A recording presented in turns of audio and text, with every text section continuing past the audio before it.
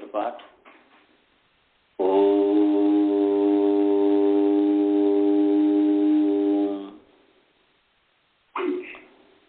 सहना भवतु सहनौ भुनक्तु सह वीर्यं करवावहै तेजस्विनावधीतमस्तु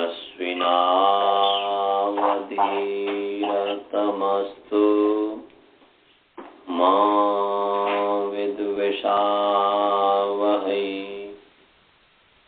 येन धौता गिरः पुंसां विमलैः शब्दवारिभिः तमश्चाज्ञानजं भिन्नम् तस्मै पाणिनये नमः। वाक्यकारं वरुरुचिं भाष्यकारं पतञ्जलिं पाणिनि सूत्रकारं च प्रणतोऽस्मि मुनित्रयम्। ॐ शान्ति शान्ति शान्ति। सभी को सादर नमस्ते। आइए आप सभी का जो है प्रथम पाठ्य में स्वागत है। म्यूट कर लीजिए जी, म्यूट कर लीजिए। श्रवण जी म्यूट कर लीजिए, म्यूट प्लीज म्यूट कर लीजिए, आपकी आवाज आ रही है।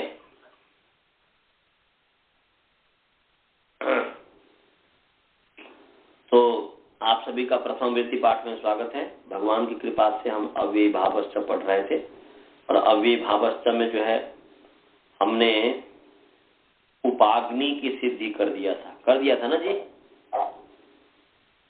उपाग्नि की सिद्धि हो गया था ना तुरंत जी। अब जो है प्रत्यग्नि, प्रत्यग्नि अग्निम प्रति प्रत्यग्नि। म्यूट कर लीजिए। अग्निम प्रति, तो अग्नि द्वितीय व्यक्ति है, अग्नि की ओर, अग्नि के सामने।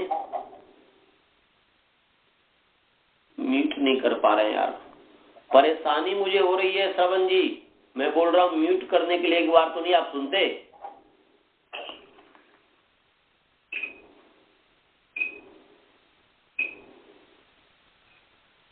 अग्नि अम प्रतिसु,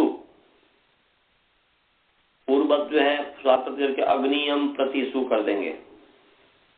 अब इस स्थिति में जो है समास होगा। समास है लक्षण नाभिप्रति आभिमुख्य से, तो 2-1-13 नंबर सूत्र है, निकाल लीजिए। दूसरा अध्याय पहला पाद का 13 नंबर सूत्र 2-1-13। दूसरा अध्याय पहला पाद 13 नंबर 13 2-1-13।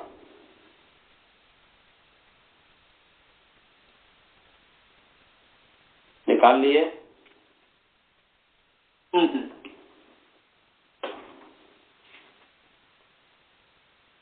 वो है लक्षणे नाभिप्रति आभिमुख्ये। ये है लक्षणे नाभिप्रति आभिमुख्ये। लक्षणेन, लक्षणेन अकारांत नपुंसक लिंग लक्षण शब्द तृतीया विभक्ति एक वचन है, और अभिप्रति इकारांत पुंलिंग अभिप्रति शब्द प्रथमा विभक्ति द्विवचन, और आभिमुख्य अकारांत नपुंसक लिंग आभिमुख्य शब्द सप्तमी विभक्ति एक वचन। फिर एक बार बोल रहा हूं, अकारांत नपुंसक लिंग लक्षण शब्द तृतीया विभक्ति एक वचन अभिप्रति, इकारांत पुंलिंग अभिप्रति शब्द, प्रथमा विभक्ति द्विवचन, और आभिमुख्य अकारांत नपुंसक लिंग आभिमुख्य शब्द, सप्तमी विभक्ति एक वचन। समास अभिप्रति में है अभिश्च प्रतिश्च इति अभिप्रति। फिर एक बार अभिश्च प्रतिश्च इति अभिप्रति। ये इतरेतर योग द्वंद्व समास हो गया।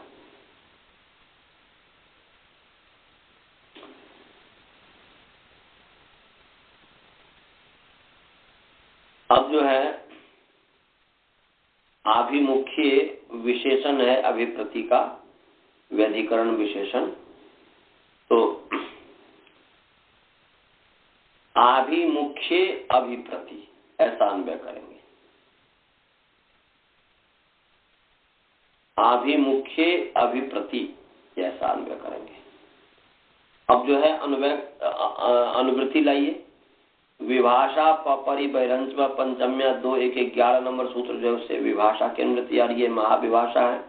इस विभाषा की अनुवृत्ति जो है, इस विभाषा का जो अधिकार है दूसरा अध्याय का दूसरा पाद का 29 तक जाएगा, इसको महाविभाषा कहते हैं, इसलिए इसमें विभाषा की अनुवृत्ति आ रही है। और सुबा मंत्रिते परांगमत स्वरे, वह जो दूसरा नंबर सूत्र है उससे सुप की अनुवृत्ति आ रही है। और समर्थ पद विधि तो परिभाषा सूत्र तो आता ही आता है।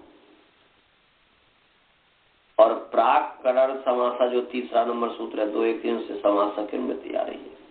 और ससुपा 2 अध्याय पहला पाद का चौथा जो है ससुपा चौथा नंबर सूत्र है उससे ससुपा की अनुवृत्ति आ रही है। तो ये सभी इसमें आ गया। तो क्या अर्थ हो गया जी? इसका अर्थ हो गया कि आभिमुख्य अर्थे, आभिमुख्य सप्तमी है इसलिए आभिमुख्य अर्थे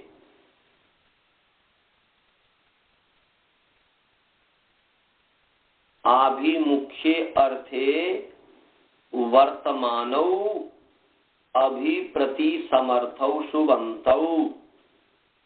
ऐसा आभिमुख्ये अर्थे वर्तमानौ अभिप्रति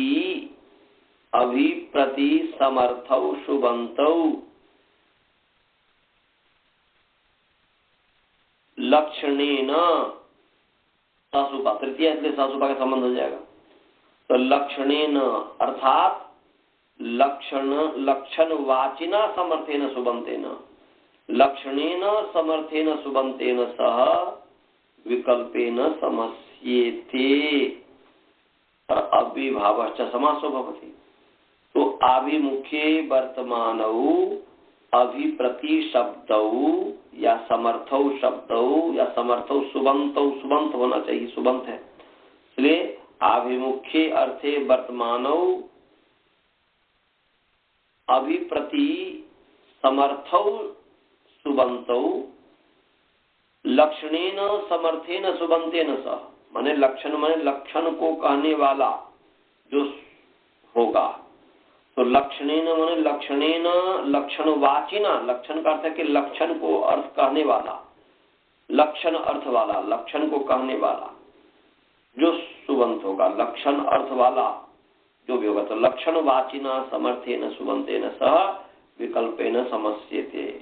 तो इस लक्षणवाची समर्थ सुबंत के साथ विकल्प से अभिप्रति, आभिमुख्य अर्थ में, अभिमुख माने सामने, अभिमुख्य माने सामने, अभिमुख कहते सामने को और अभिमुख का होना। अभिमुखस्य मुखस्य माने अभिमुखम हो गया, अभिमुखम अभिथ मुखम इति अभिमुखम और अभिमुखस्य भाव इति अभिमुख्यम, अभिमुख का होना, सामने का होना। अभिमुख माने सामने, उसका होना, तो अभिमुख माने सामने अर्थ हो गया। तो अभिमुख अर्थ में, अर्थात अभिमुख्य अर्थ में जब अभि और प्रति शब्द होगा,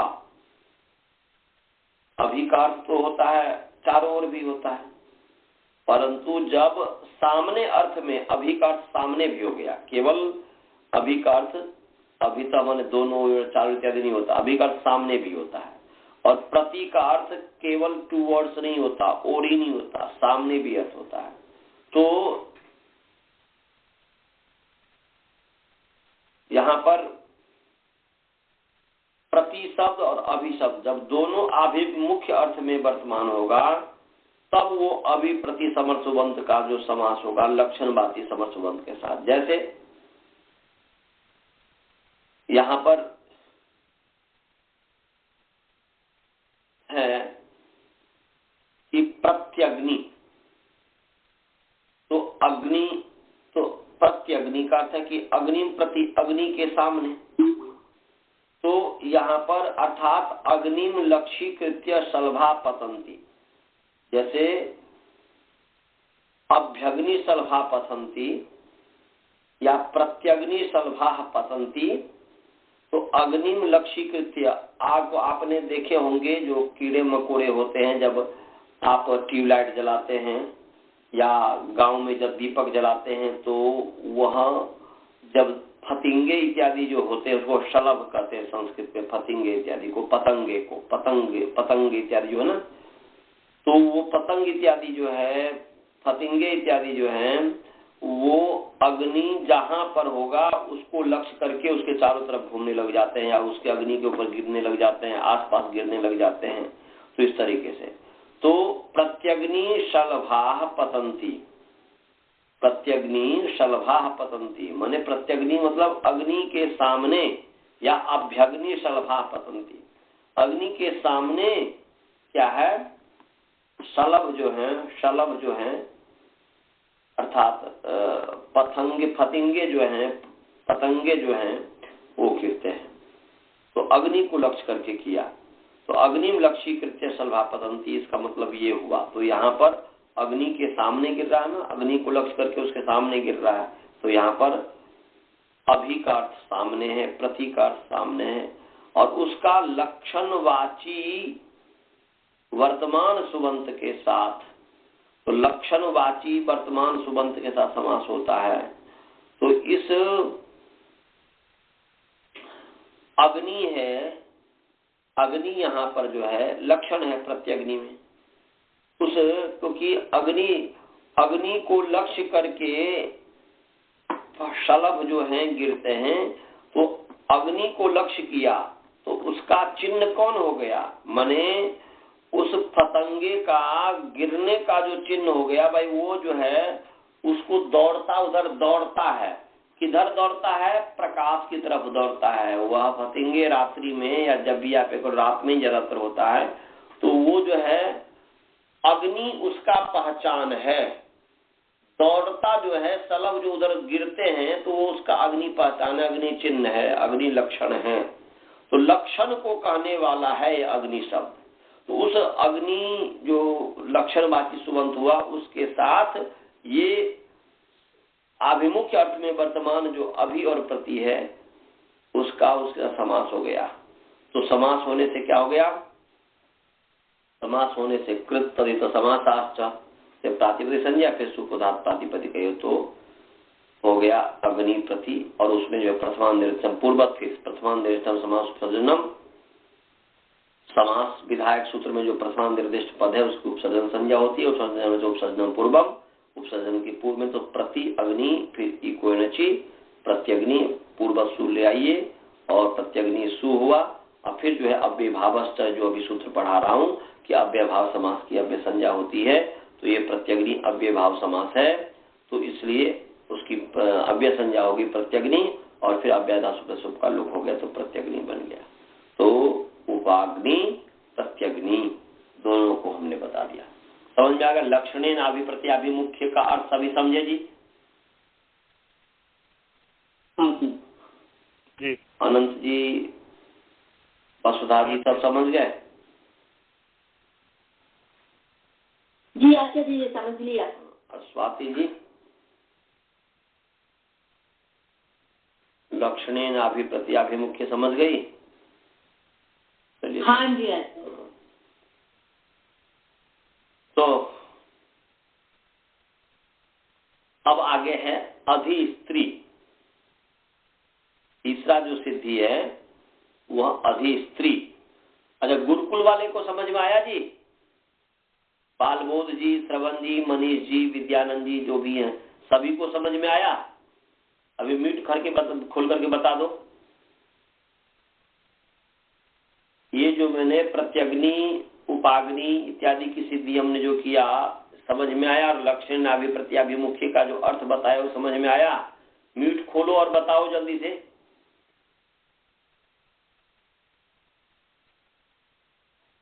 हेलो, अब म्यूट खोलने के लिए बोलते तो म्यूट नहीं खोलेगा, म्यूट बंद करने के लिए तो बोलते क्यों नहीं यार? अब चलो म्यूट बंद करो आप। अब अधिस्त्री, तो अधिस्त्री, अब इसकी सिद्धि करनी है। इसका विग्रह तो है स्त्रीषु अधिकृत्य कथा प्रवर्तते इति अधिस्त्री।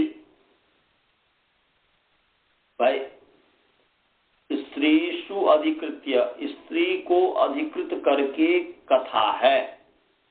कोई भी व्यक्ति यदि स्त्री के संबंध में बातचीत कर रहा है तो अधिस्त्री हो गया। कोई स्त्री पुरुष के संबंध में बातचीत करेगा तो अधिपुरुष हो गया।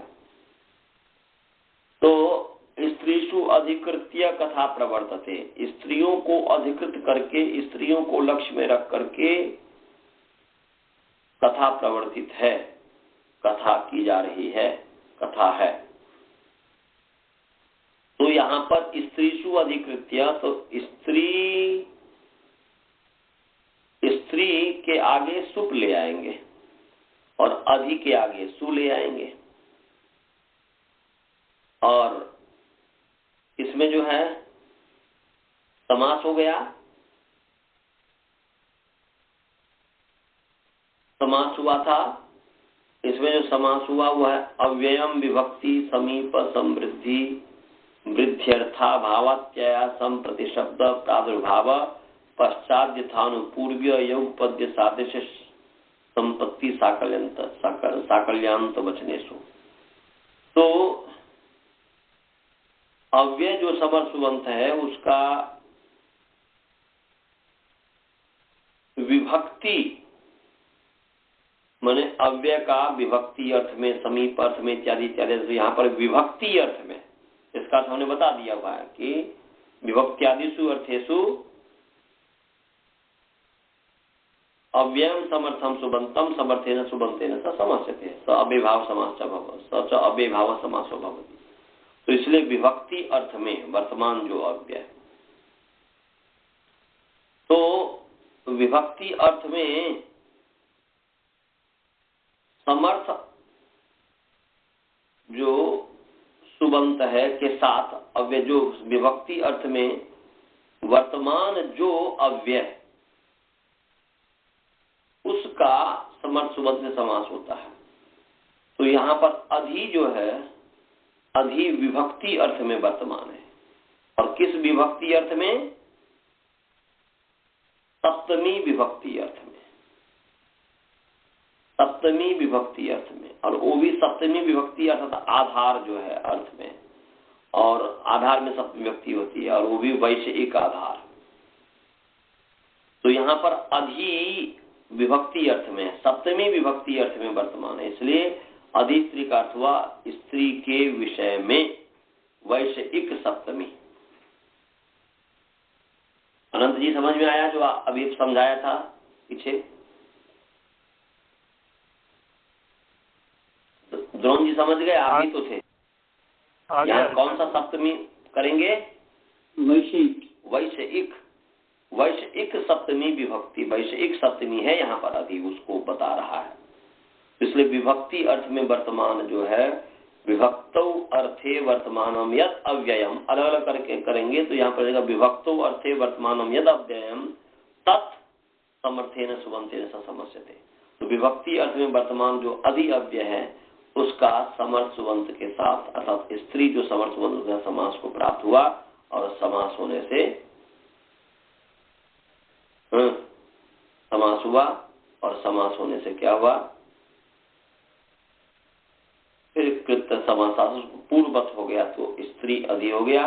और यहाँ पर जो है प्रथमा निर्देश समास उपसर्जनम से जो है प्रथमा निर्दिष्ट समास में तो अव्ययम प्रथमा निर्दिष्ट समास व्याकृत में उसका पूर्व प्रयोग हो गया तो अधि पहले हो गया, उपसर्जनम पूर्वम, और स्त्री बाद अधि स्त्री और सु ला करके पूर्वत, फिर जो सुलेर अव्यय संज्ञा कर दीजिए, अव्यय कर दीजिए और अधि स्त्री हो गया। अब जो है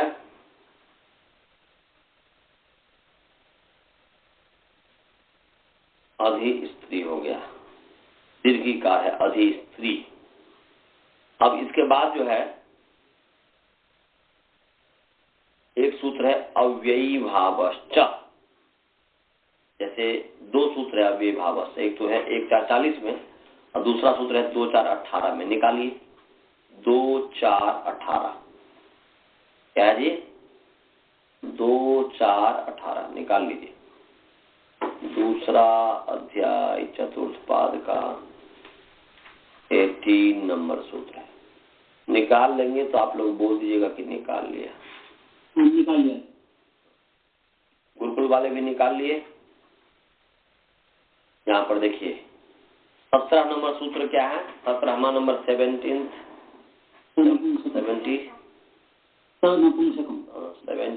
कहेंगे ना, उसको क्या कहेंगे 78 17वां नंबर जो सूत्र है। चलिए सूत्र है सनपुंसकम, क्या है जी, सनपुंसक वह सर्वनाम पुंलिंग तत्सद प्रथमांत एक वचन और नपुंसकम अकारांत नपुंसकलिंग प्रथमांत एक वचन, तो वह नपुंसकम भवति, सह नपुंसकम भवति, माने आगे जो कुछ भी कहा है वह नपुंसक होता है। कौन नपुंसक होता है, तो सह, ऊपर, सह कहते हैं ऊपर को, ऊपर वह, तो अर्थात ऊपर जो कुछ भी कहा है वह नपुंसक होता है। तो वो तो एक बार भाव प्रकरण है, वह नपुंसक होता है। हम केवल इसको यहाँ पर नपुंसकम की इसमें अनुवृत्ति आ रही है, इसको समझना है कि अव्ययी भावश्च, तो अव्ययी भाव अकारांत पुंलिंग अव्ययी भाव शब्द प्रथमा विभक्ति एक वचन चौव्य पद है, अनुवृत्ति है नपुंसकम। तो अर्थ क्या हो गया, अव्ययी भाव समासः नपुंसकम भवति। क्या हो गया जी, अव्ययी भाव समासः नपुंसकम भवति। उसको उसका लिंग यदि करना हो, इसका अव्यय का तो कोई लिंग नहीं होता, परंतु जो है कि बस ये लिंग रूप में यदि ये करना हो तो ये जो है ये नपुंसक लिंग होता है। क्या होता है जी, इसलिए उन्मत्त गंगम, लोहित गंगम इत्यादि नपुंसक की तरह दिखता है, नपुंसक लिंग है, सदरूप की तरह दिखता है।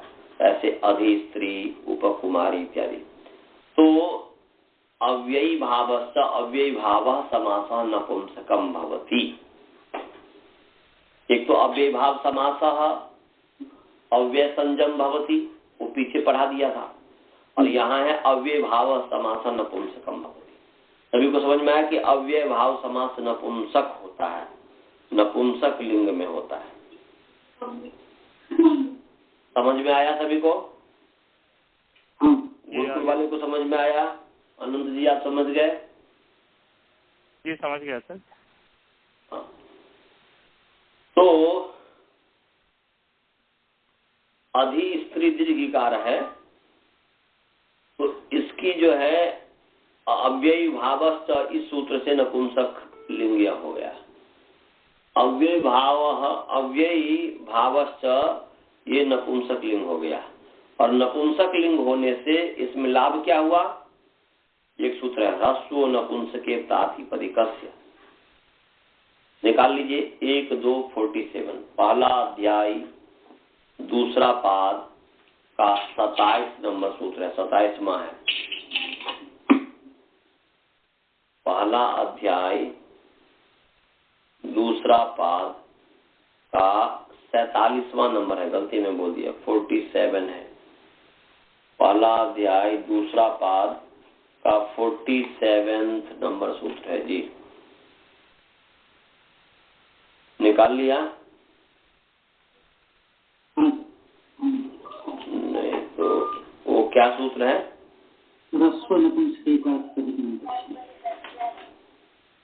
कितने नंबर सूत्र है? 47 नंबर बताया था ना मैं? हाँ 47 ही है मेरे पुस्तक में। अच्छा, आप में भी ऐसे ही है? 47 है सर जी। हाँ 47 है, ठीक है फिर। तो ये है ह्रस्व नपुंसके प्रातिपदिक से। तो ह्रस्व अकारांत पुंलिंग ह्रस्व शब्द प्रथमा विभक्ति एक वचन, नपुंसके अकारांत नपुंसक लिंग नपुंसक शब्द सप्तमी विभक्ति एक वचन, और प्रातिपदिकस्य अकारांत नपुंसक लिंग प्रातिपदिक शब्द षष्ठी विभक्ति एक वचन। एक बार और परिच्छेद विभक्ति कर दे रहा हूं। ह्रस्व अकारांत पुंलिंग ह्रस्व शब्द प्रथमा विभक्ति एक वचन, नपुंसके अकारांत नपुंसक लिंग नपुंसक शब्द सप्तमी विभक्ति एक वचन, और प्रातिपदिकस्य अकारांत नपुंसक लिंग प्रातिपदिक शब्द षष्ठी विभक्ति एक वचन। शायद वसुधा जी कट गई लग रहा है। अब जो है इसमें समास उमास नहीं है, सीधे अर्थ नपुंसके मान नपुंसक लिंगे अर्थे नपुंसके अर्थे, नपुंसके अर्थे वर्तमानस्य प्रातिपदिकस्य ह्रस्व भवति। नपुंसक लिंग में वर्तमान प्रातिपदिक के स्थान में ह्रस्व होता है। तो अब किसके स्थान में ह्रस्व हो गया? अचश्च, अच के स्थान में ह्रस्व होता है। अचश्च सूत्र हमने पढ़ाया ना पहले, अचश्च की नहीं पढ़ाया हो? पढ़ाया कि यत्र यत्र ह्रस्व दीर्घ प्लुतः, जहां जहां पर भी ह्रस्व स्यात् दीर्घ स्यात् प्लुत स्यात्, यत्र ह्रस्व दीर्घ प्लुतेभ्यः ह्रस्व दीर्घ प्लुताः विधीयन्ते तत्र अच इति उपस्थितम द्रष्टव्यम। माने ह्रस्व हो दीर्घ हो प्लुत हो, ऐसा कह करके जहां पर ह्रस्व दीर्घ प्लुत का विधान किया जाएगा वहां पर अचः ये पद उपस्थित हो जाएगा। तो यहाँ पर ह्रस्व कहा जा रहा है कि ह्रस्व हो ऐसा कहा जा रहा है, इसलिए यहाँ पर अचः पद उपस्थित हो गया। तो क्या हो गया? नपुंसके वर्तमानस्य प्रातिपदिकस्य अचः स्थाने। क्या हो गया जी?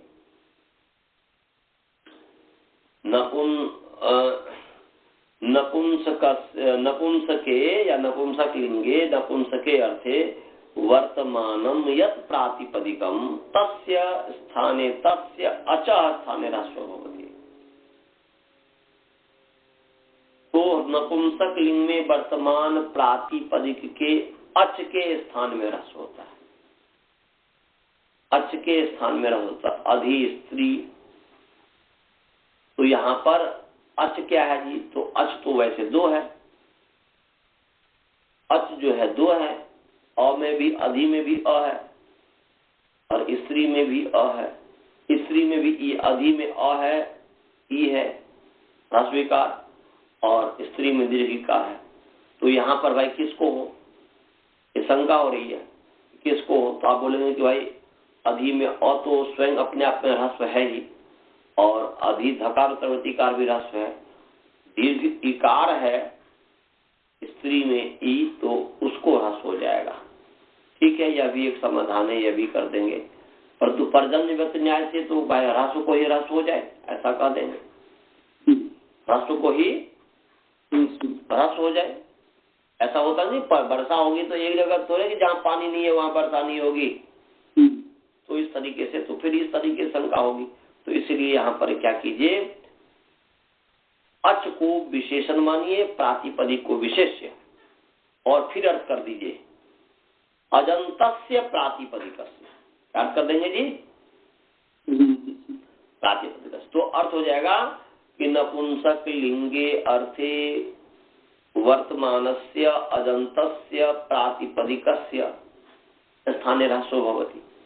तो अब अजंत प्रातिपदिक तो अधिस्त्री है, अब उसके शब्द किसके स्थान पर ह्रास हो, फिर ये हुआ, तो फिर कहेंगे अलुंत्यस पर भाषा उपस्थित हो जाएगी कि अंतस अलह स्थाने भवति। तो अर्थ हो गया पूरा। अब आप पूरा लिख सकते हैं कि नपुंसक लिंगे अर्थे वर्तमानस्य अजन्तस्य प्रातिपदिकस्य अंतस्य अलह स्थाने ह्रासो भवति। अर्थ हो गया कि नपुंसक लिंगे अर्थे वर्तमानस्य अजन्तस्य प्रातिपदिकस्य अंतस्य अलह स्थाने ह्रासो भवति। यानी नपुंसक लिंग अर्थ में वर्तमान अजंत प्रातिपदिक के स्थान में ह्रास होता है।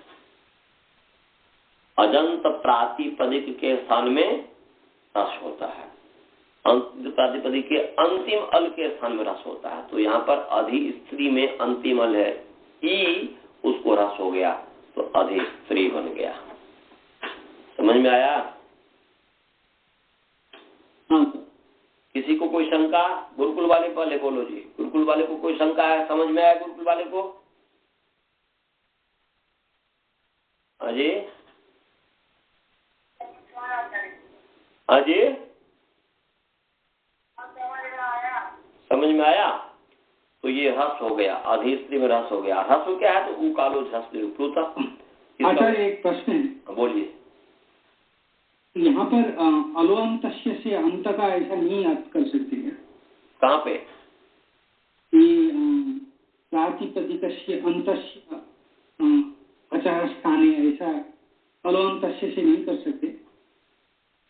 प्रातिपदिक के अच के स्थान में ह्रास होता है। तो यहाँ पर तो 3 अच है ना जी। हाँ। तो आप बोलेंगे कि प्रातिपदिक के अंतिम अच के स्थान में ह्रास होता है। तो ये फलित अर्थ हो गया कि भाई अंतिम अच के स्थान में ह्रास होता है।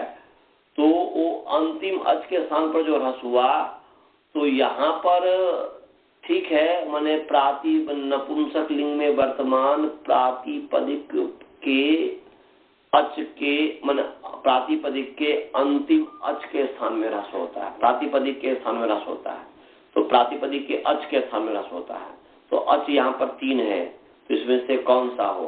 तो फिर कह रहे हैं कि अलुंत्यस्य कह रहे हैं।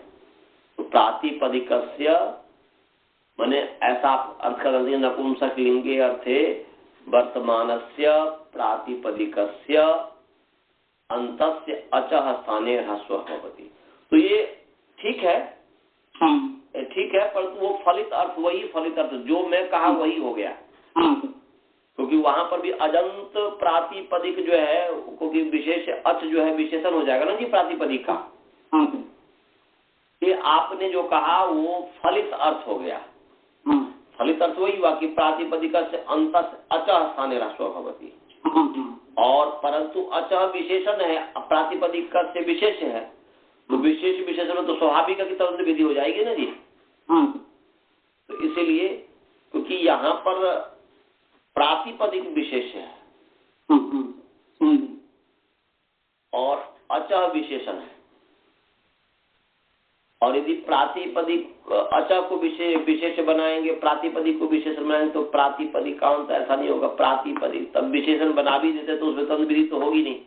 तो प्रातिपदिक के अच के स्थान में, तो वहां पर प्रातिपदिक के अच के स्थान में कह रहे हैं, किसके अच के स्थान में? तो प्रातिपदिक के अच के स्थान में। तो उस तरीके से भी कर सकते हैं, कोई ऐसी बात नहीं है, कर सकते हैं, परंतु यहाँ पर तद विधि करके भी हो जाएगा। चलिए जी, तो अधिस्त्री हो गया। अब आगे चले। अब उसके आगे है, हमने अभिभाव से पढ़ा दिया। अब है शी सर्वनाम स्थानम। शी सर्वनाम स्थानम, शी इकारांत पुंलिंग, शी शब्द प्रथमा व्यक्ति एक वचन, सर्वनाम स्थानम अकारांत नपुंसकलिंग, सर्वनाम स्थान शब्द प्रथमा व्यक्ति एक वचन। अर्थ है अर्थ इसका है शी सर्वनाम स्थानम भवति। तो शी माने क्या है जी? शी कौन सा सी लेना है? तो जस शशो शी, ये जो 7वें अध्याय पहला पाद का 20वां नंबर सूत्र है कि जस और शस के स्थान में सी होता है। निकाल लीजिए, सप्तम अध्याय पहला पाद का 20 नंबर सूत्र है 7-1-20। 7-1-20 निकाल लीजिए। निकाले। हाँ, क्या सूत्र है? जससोसी। तो जससो सकारांत पुंलिंग जस शब्द षष्ठी व्यक्ति द्विवचन शी इकारांत पुंलिंग शी शब्द तत्संग एक वचन। समास है जस षष्ठ इति जससौ तयो जससो, इससे तयोग बंद हो गया। और ऊपर सूत्र है 7-1-19, उससे नपुंसकात इसकी अनुवृत्ति आ रही है और अंगस्य का तो अधिकार है ही, तो और अंगस्य का तो हो गया नपुंसकात अंगात, यह हो गया।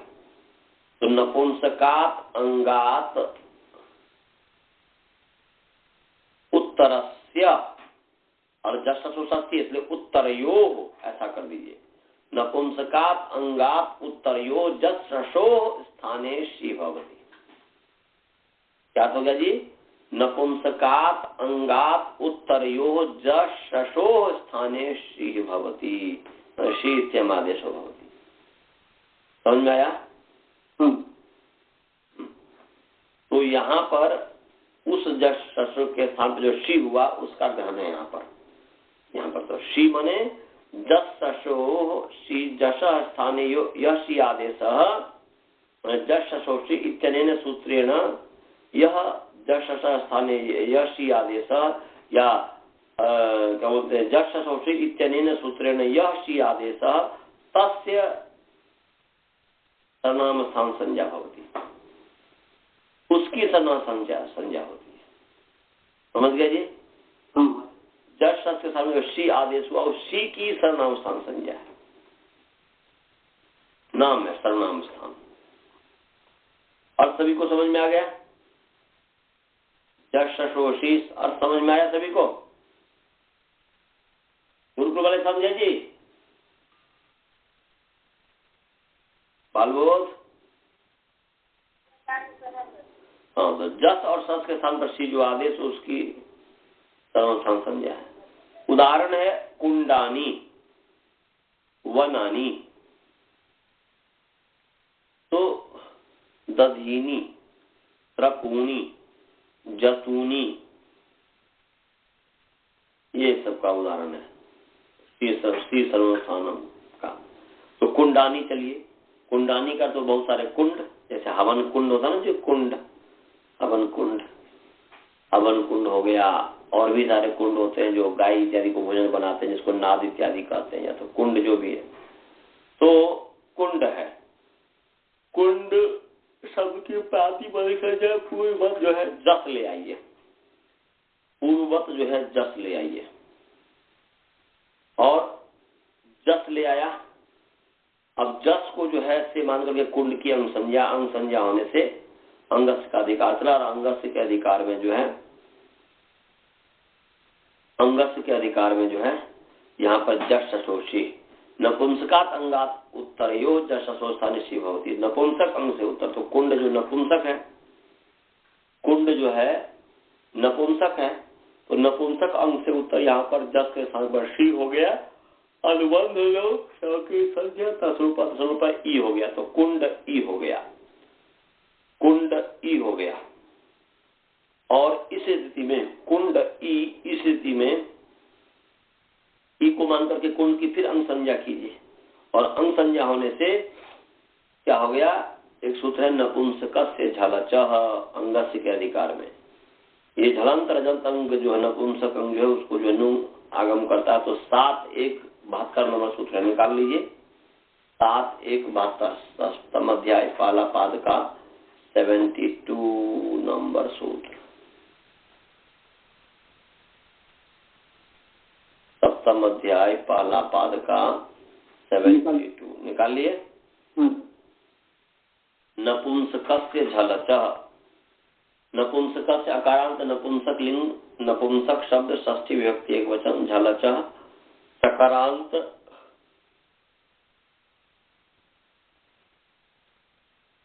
नपुंसक लिंग झलच शब्द षष्ठी व्यक्ति एकवचन। तो झलच अच इति झलच तस्य झलचः, ये समाहार द्वंद्व समास है और समाहार द्वंद्व समास जो है नपुंसक लिंग में होता है। तो झलच अच इति झलच तस्य झलचः समाहार द्वंद्व समास। अब जो है ऊपर से अनुवृत्ति आ रही है। 7-1-70 सूत्र है उग्दिताम सर्वनामस्थाने धातु, इससे सर्वनामस्थाने के अंदर अनुवृत्ति आ रही है। और इदितो नुम धातु हो, इदितो नुम धातु हो। 7-1-58 सूत्र है। 7-1-58 नुम की अनुवृत्ति जो है 7-1-83 तक जाती है और ये तो 72 सूत्र है, तो इसलिए नुम की अनुवृत्ति आ रही है। और क्या हो गया,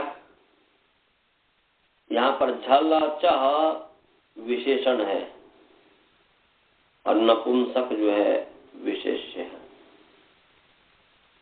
झलचः विशेषण है, नपुंसक से भी विशेषण, अंग का अंगस्य का विशेषण मान लीजिए।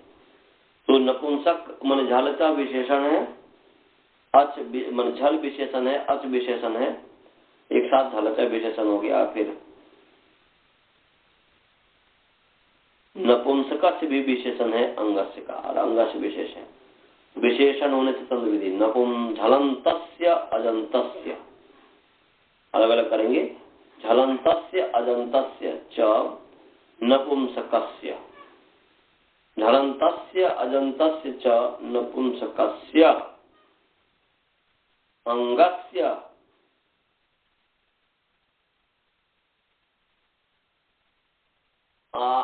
अंत्यात् अच पर अंगस्य अंत्यावयवः नुम भवति।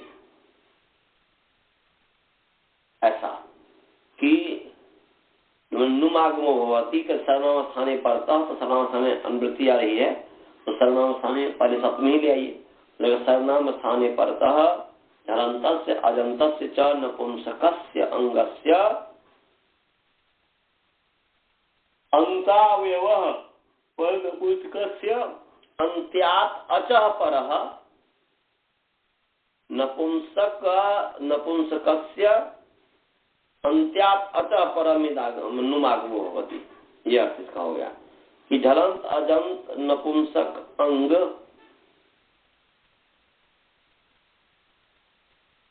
के मध्य में जो अंत्य है, नपुंसकस्य में जो है निर्धारण षष्ठी हो गया।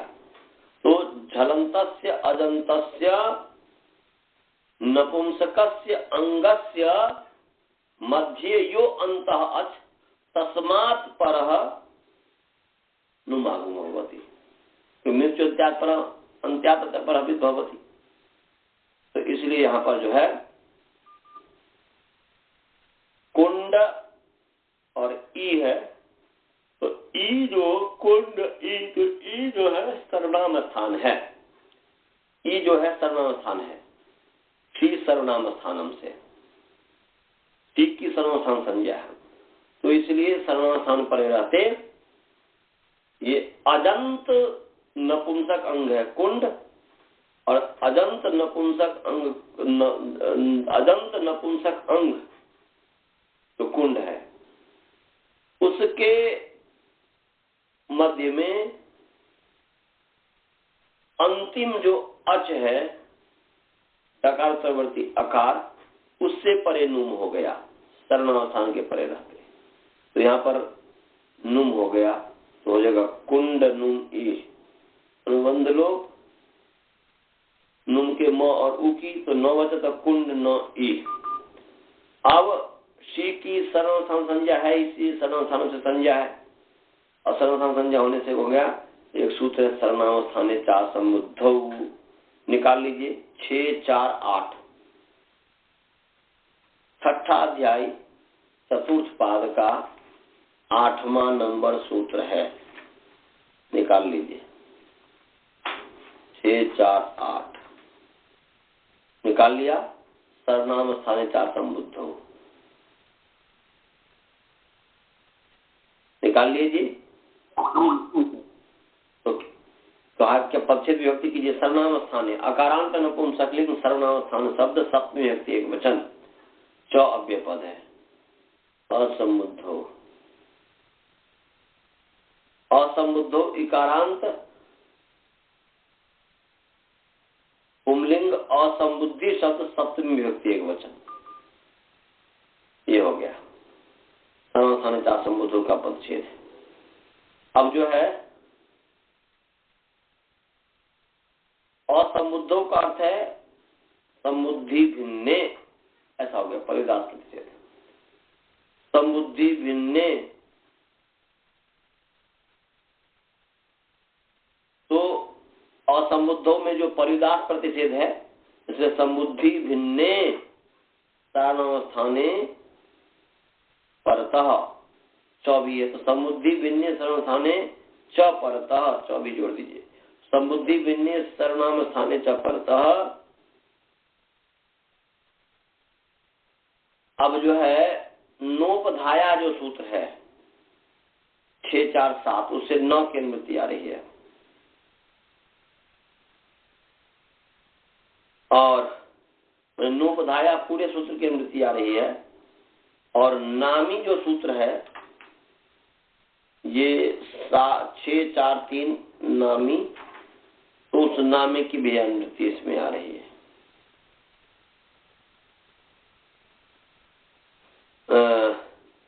तो यहां पर जो है न नोपधाया जो है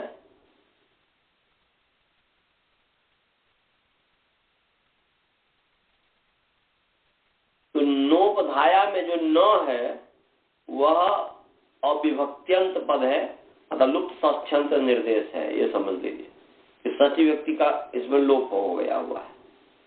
तो अर्थ हो गया समुद्धि भिन्ने सर्वनाम च परतः नान्तस्य, क्योंकि नौ विशेषण है, नान्तस्य अंगस्य, नान्तस्य अंगस्य नकारांत अंग, नान्तस्य अंगस्य उपधायाः स्थाने दीर्घो भवति। समुद्धि भिन्ने सर्वनामस्थाने परतः नान्तस्य अंगस्य उपधायाः स्थाने ह्रस्व भवति, सॉरी दीर्घो भवति। ठ्रौल पे पूर्व से दीर्घ होने से दीर्घ की अनुमति रही है। छत्राध्याय तीसरे पाद का जो सूत्र है उससे। तो समुद्धि भी सर्वनाम के परे रहते नकारांत अंग के उपधा के स्थान में दीर्घ होता है। तो यहाँ पर जो है कुंड न ई है तो ई सर्वनाम परे है, समुद्धि भिन्न सर्वनाम है, समुद्धि एक वचन समुद्धि। तो यहाँ पर ई जो है सर्वनाम स्थान भिन्न है, सर्वनाम भिन्न सर्वनाम स्थान भिन्न सॉरी हाँ इस सर्वनाम स्थाने जब मैंने समुद्धि भिन्न सर्वनाम, तो समुद्धि है ही नहीं। समुद्धि तो हो गया एक वचन समुद्धि, जबकि ये जो है जस है इसलिए समुद्धि भिन्न सर्वनाम स्थान परे है ई। समुद्धि भिन्न सर्वनाम के परे नकारांत जो अंग है कुंडन, नकारांत अंग है कुंडन, उस नकारांत अंग कुंडन के नकारांत अंग जो कुंडन है उसके उपधा, तो उसके उपधा के स्थान में दीर्घ होता है। तो नकारांत अंग, नकारांत जो अंग है उसके उपधा जो हो गया डकारोत्तरवर्ती आकार अलुंत्यात पूर्वधा, अंतिमल से वर्ण जो अंतिमल से पूर्व जो वर्ण है उसकी उपधा संज्ञा हो गया, उसने उपधा होने से दीर्घ हो गया। दीर्घ क्या वो कालो था। तो ड को ड में को आ हो गया तो कुंडा न कुंडानी ये बन गया। इसी प्रकार वनानी बन जाएगा। इसी तरह से दधी शब्द से जो है दधिनी बन जाएगा, कोई अंतर नहीं है। त्रपु शब्द से त्रपुणी, जतु शब्द से जतुनी हो जाएगा। बस त्रपूणी जो है उसमें 9 के स्थान पर 9 हो गया, 8 को पावनु में वायपी से, और कुछ नहीं भी। तो यहाँ पर 9 को 9 हो गया, त्रपूणी बन गया, और से सब वैसी होगा।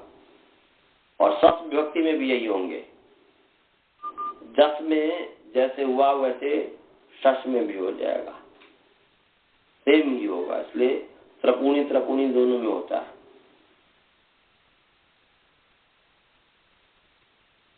तो यहाँ पर जब सस बस जस ससों से सस के स्थान पर विषय होता तो सी कर दिया तो पूर्ववत हो जाएगा, इसमें कोई विशेष नहीं है जी। समझ में आया? जो कुंडानी, वनानी, त्रपूणी, जतूनी, ये सब जो हमने बताया सभी को समझ में आया? जी। और गुरुकुल वाले को समझ में आया जी? हाँ, आ गया। तो यहीं पर पाठ रखते हैं। आप लोग कोई प्रश्न हो तो पूछिए। किसी तरीके का प्रश्न है आनंद जी? नहीं सर जी, ठीक है। नहीं, आपको, आप लोगों को प्रश्न है गुरुकुल वाले को?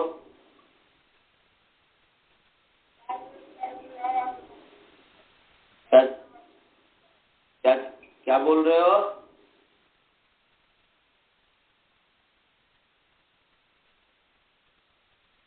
तो सर्वनाम स्थाने चासंबुद्धो का अर्थ पूछ रहा है।